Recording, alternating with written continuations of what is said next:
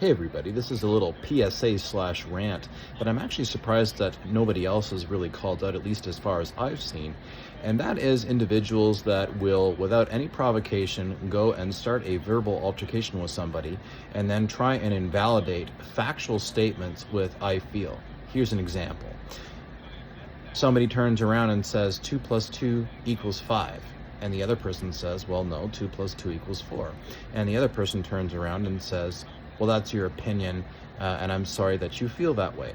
This is an example of a form of gaslighting whereby the idea of reframing a fact as an "I feel" statement is meant to call it into doubt. And I've seen more and more and more and more of it. The correct response to this when somebody's trying to do that is to say, it's not that I feel, it's that it is. It is a fact, and you need to learn the difference between a fact and opinion. I've noticed that anybody that is not able to handle a fact and just can't deal with it and doesn't want to deal with it will turn around and try to frustrate the other person by gaslighting in this manner. And I think it needs to be called out, and I think more people need to turn around and say no.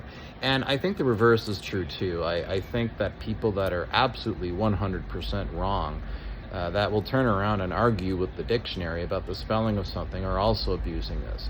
So make sure you're right and actually stop arguing and don't try to piss the other person off. And I think, as I say, more people need to be aware of this and turn around and say, nope, it's not that I feel, it's that it is.